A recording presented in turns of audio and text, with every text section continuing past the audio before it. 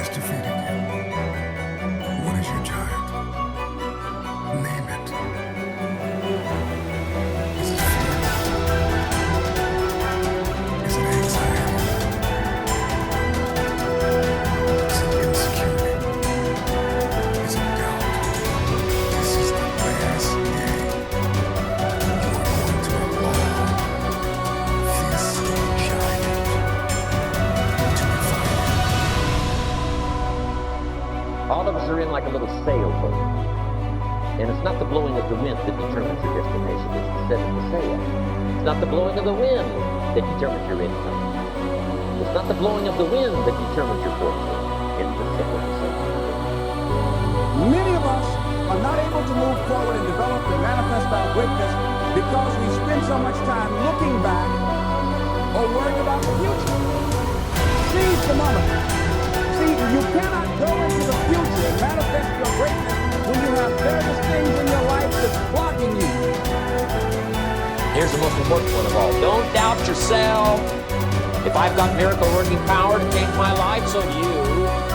If I've got the ability to change, so do you. If I've got the ability to read, so do you. If I can discover, so can you. If I can grow, you can grow. Long journey, long dark night. But when you hold on to your dream, don't let anybody kill it in you. Just hold on to that dream. When it doesn't make sense to anybody, including you sometimes, just hold on. Once you give yourself an opportunity to try and to stretch, you'll find out you can do more than you could ever begin to imagine. See, you're worried about the things you don't have. You're worried about the things people say about you. But if you build it, they will come. And you love it, it'll grow. So you want to have some other plans going on. You want to become creative. See, most people don't keep their commitments because when something goes wrong, they just stop. They don't have a contingency plan. So they don't know what to do next. You do know what to do. You got genius in you. Challenge yourself, push yourself, make yourself come up with something. Use your imagination. And what you will find is that you know more than you realize that you know. That you're more creative and more resourceful than you realize that you are. Now there are laws. The law of belief says that your beliefs become your realities.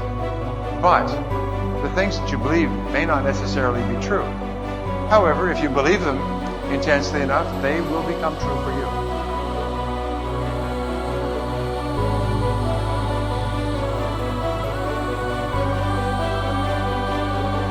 Would you say it's smart to focus on one goal? I mean, if you're sick, obviously it's smart to focus on getting healthy. But if you have a regular life and you say, you know, I would like to have the classical stuff, more money, more wealth, more love, more joy.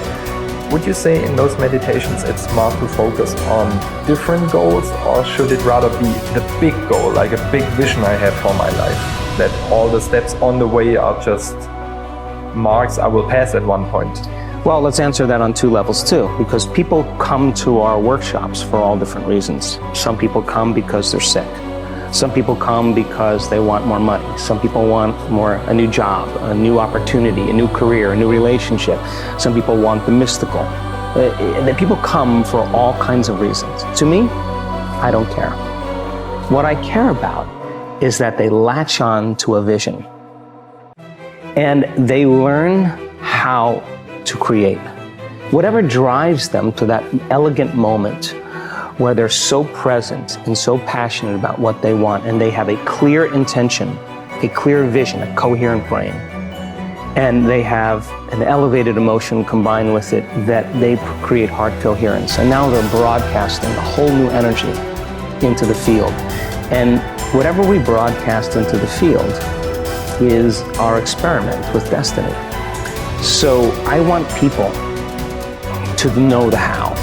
Because we have plenty of people that have made millions and millions of dollars that were living in the backseat of their car or filed bankruptcy. We have plenty of people that were stage 4 cancer, serious health conditions that are healed.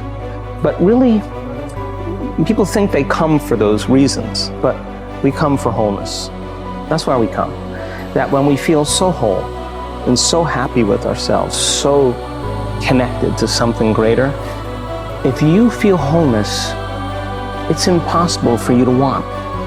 How can you want when you're whole? When you're whole, you feel like you have everything. So I want people to reach that point where they feel so whole that they no longer want, and that's when the magic happens. Teaching them that allows them to understand that when they come back to their senses, they open their eyes. They're not looking for the experience. They feel like it's already happened. And if you feel like it's already happened, why would you be looking for it?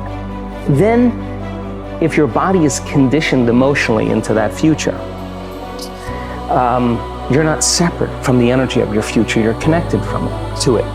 But the moment you get in traffic and you start getting angry, you get on the line at the bank and you start getting impatient, or you're sitting in a staff meeting and you start judging a coworker, you just disconnected from the energy of the future, and now you're back to the energy of your past, and you've done nothing wrong. You just lost your connection to the future. Now, the importance of that is to notice that you're disconnected. And if you say to me, well, that person made me feel this way and think this way, I'd say, oh my gosh, you're back to the unconscious program of being a victim in your life. The victim is saying that someone or something is controlling how I think and feel. But a person who's producing outcomes in their life, all of a sudden they say, wow, the way I'm thinking and feeling is creating outcomes in my life. Now I'm a creator in my life, and now I believe less that I'm a victim in my life.